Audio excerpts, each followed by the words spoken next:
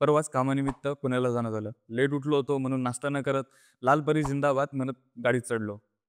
गाडी नगर बस स्टँडवर पोहोचली. तेव्हा एक काका बॉम्बे बर्गर करत गाडीत चढले. ₹30 ला 2 घेतले. आता तुम्ही म्हणसाल इथं गर्लफ्रेंडसोबत मॅकडीला गेलंय की ₹1000 चंबू बसतोय आणि हा गडी म्हणायला ₹30 ला 2 बर्गर घेतले. इंडियन बर्गर, बॉम्बे बर्गर या नावाने प्रसिद्ध असलेला आपला जीवाभावाचा विषय म्हणजे वडापाव. स्पर्धा परीक्षा देणाऱ्या प्रत्येक विद्यार्थ्याचा आणि कुटुंबासाठी 2 पैसे वाचावे म्हणून पोटाला चिमटा देत वडापाव खाऊन एक वेळचं जेवण करणाऱ्या प्रत्येकासाठी आधारवड म्हणजेच आपला वडापाव. त्याचीच ही गोष्ट. नमस्कार, मी अभिषेक मोरे आणि तुम्ही पाहत आहात डेटाळी.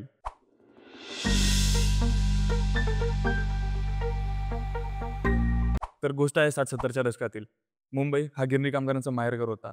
हजारो कामगार सकाळी लवकर उठून गिरणीमध्ये कामासाठी जायचे आणि रात्री थकून बागून घरी यायचे.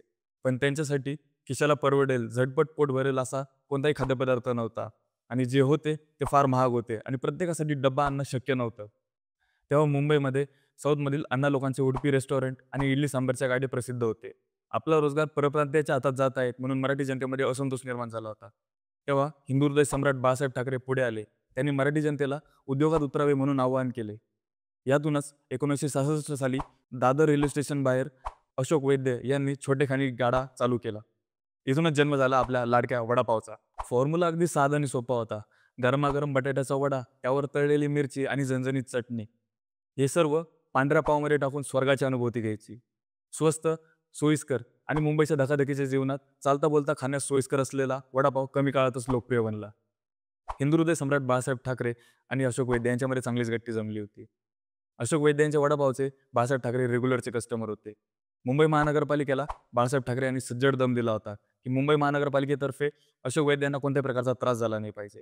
2015 साली वडापाव इंक या नावाने अशोक वैद्य यांच्या जीवन प्रवासावरती प्रकाश टाकणारी शॉर्ट फिल्म आली होती. 23 ऑगस्ट जागतिक वडापाव दिवस म्हणून साजरा केला जातो. यातून तुम्हाला वडापावची प्रसिद्धी आणि महत्त्व याचा चांगलाच अंदाज आला असेल. आज वडापावने प्रचंड बदल घेतलाय. तो त्याच्या ओरिजिनल चवीपुरता मर्यादित न राहता स्कीम वडापाव, तंदूर वडापाव, चीज वडापाव असे विविध प्रकार त्यात निर्माण झाले आहेत. एवढेच नाही, छोटू, गोली, जम्बो किंग यासारखे मोठे मोठे ब्रँड्स वडापावला केंद्रस्थानी ठेवून आपले साम्राज्य तयार करत आहेत. वडापाव हा केवळ खाद्यपदार्थ नसून तो मुंबई आणि महाराष्ट्राच्या संस्कृतीचा एक अविभाज्य घटक बनला आहे. वडापाव हा फक्त महाराष्ट्रापुरता मर्यादित न राहता तो आता 7 समुद्रापार देखील पोहोचला आहे. तर मित्रांनो, पुढच्या वेळेस जेव्हा वडापाव खाण्यासाठी घेणार तेव्हा हे नक्की लक्षात ठेवा. हा केवळ वडापाव नसून तर प्रचंड मेहनतीने उभा राहिलेला मुंबईचा राजा आहे. 8 पैशापासून सुरुवात झालेला वडापाव आजच्या घडीला कमीत कमी 15 ते जास्तीत जास्त ₹150 पर्यंत येऊन पोहोचला आहे. तुमच्या शहरामध्ये सर्वात भारी वडापाव कुठे भेटतो हे आम्हाला कमेंट सेक्शनमध्ये नक्की सांगा. हा व्हिडिओ आवडला असेल तर लाईक आणि शेअर करा आणि असेच निरनिराळे व्हिडिओ पाहण्यासाठी आमच्या डेटा या चॅनलला नक्की सबस्क्राईब करा.